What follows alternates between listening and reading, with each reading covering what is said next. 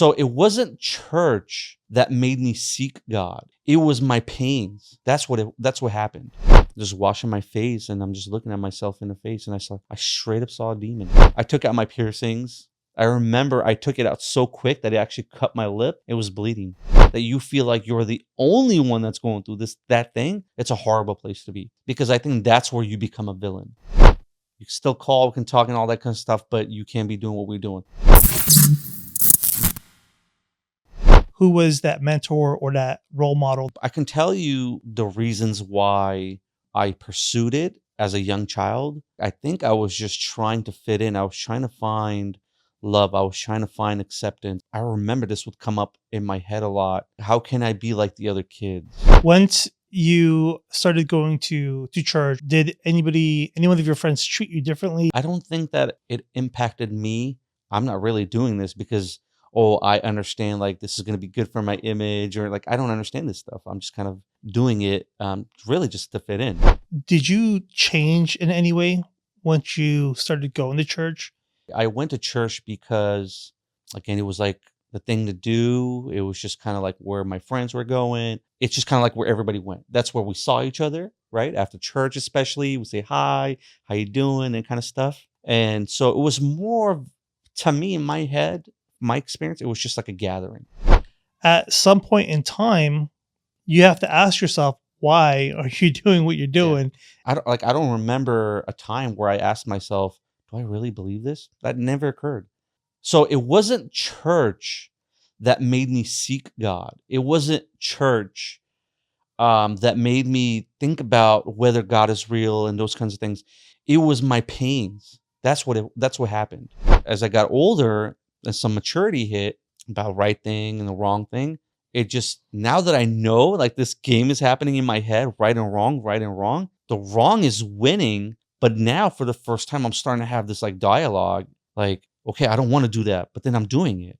And it came to the point where I was like, man, how do I stop though? Now that I want to stop, like, how do I stop? Because I can't stop. Like, I really, really can't stop. I was out with some friends. I was drugged up. I came home probably like 2, 3 in the morning. I had long hair. I had piercings. I got home. I went into my room. When I went in, my cousin had left a Bible on my table, and the Bible fell, and I picked it up, and immediately in my head, I was just thinking, man, you're so unholy, dude. Like, you drugged up. Don't touch a Bible. Like that I remember that voice in my head, like, man, that's a holy thing. Don't, because all the years, whether how much I respected the people and stuff, something in my head still said, this is a Bible, right? Just washing my face, and I'm just looking at myself in the face, and I straight up saw a demon. And that moment when I saw that, it just terrified me. I remember touching my mouth to see if I'm actually smiling. And I'm looking at my mirror, I can see like this just evil, just like this evil demonic grin. And I'm not smiling. I took out my piercings. I remember I took it out so quick that it actually cut my lip. It was bleeding. I had posters, bands, and everything, and I took everything off the wall. I'm ripping everything out, bro. I don't know what's happening. Those are like really valuable stuff. They all had autographs and stuff like that. So I took everything, and I went to the backyard, put it in a grill, and torched it. And it's going like a voice in my head. Just all of a sudden, I can identify what was wrong and evil. So it's like, now I'm just like, I want to take it off, cut my hair. And I wake up, and my mom sees me, my uncle sees me, my sister sees me, and they are just, what's going on? Like, what is going on? Like, they see a bald guy now with no piercings, nothing on the walls. They're just kind of like dumbfounded, like, what happened? Like, what's going on? Probably losing a lot of friends in the process at the same time. So that was really, really, really, really hard. The friends part, that's just really, really hard. It's hard to separate that kind of relationship. It was incredible, really. And there's so many parts to that story too. It, like, the whole entire thing was just like a straight miracle. Everything that I thought couldn't be done happened. So all these worries, anxieties, all these questions, like, how is this going to happen? Like, how am I going to do this? It just happened.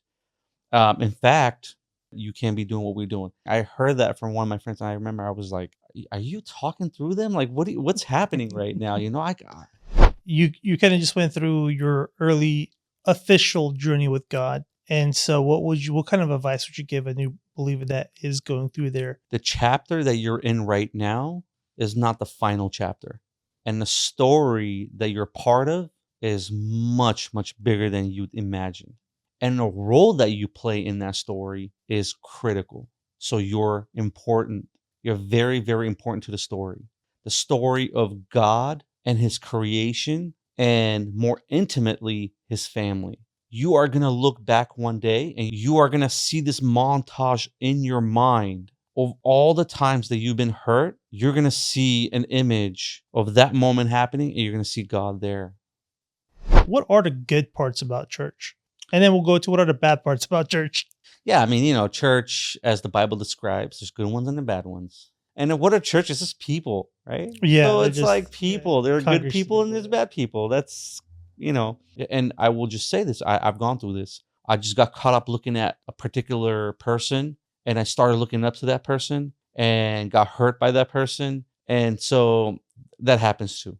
So what I've learned is church is just really, man, it's just people, and don't focus on their credentials so much. Don't focus on how righteous they are or this or that. Just do you.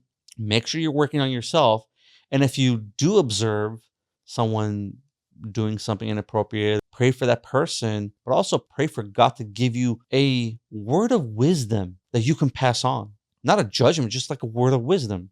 And that'll have a huge effect, just like the prophet Nathan was given wisdom, a proverb, and he goes and shares it. He goes, there was a man, a poor man and a rich man. The poor man had one sheep, and the rich man had a bunch of sheep. But one day, the rich man takes that one sheep from the poor guy. And then he goes, what shall we do with this man? And then King David says, have him killed. He needs to be judged. He's wrong. And then Nathan looks at him and says, you're that man. It's incredible. Like he's like, pray for that. Pray for God to give you a proverb or something, like in a way where it'll sink in without judgment. How do you navigate that conversation with someone from a different faith? Oh, as openly and comfortably as possible. I find it always a pleasure. I remember a time where I had some Mormons come over to my door, and it's like, go ahead, man, sell me. Go ahead and just do your best. And, and they went on and on and on. I was like, okay, my turn. And I told them the miracles that had happened in my life. I'm talking about actual, tangible moments. Car accident, fell from the roof on my head, like just things all throughout my life. The montage I was talking about earlier. And I start speaking from my own personal life. And I'm saying to this guy, yeah, I have seen Christ. I have tasted his goodness, as Paul says. How can you convert me? Like, there's nothing that you can do. That person is going to be like, you sold me, man. I came here, but you sold me. I've actually had encounters like that. Thank you for joining us on this episode of the Key Concepts podcast. Today we talked about religion, spirituality. I hope you guys enjoyed. Please like, share, and subscribe, and we'll catch you on the next one. Take care.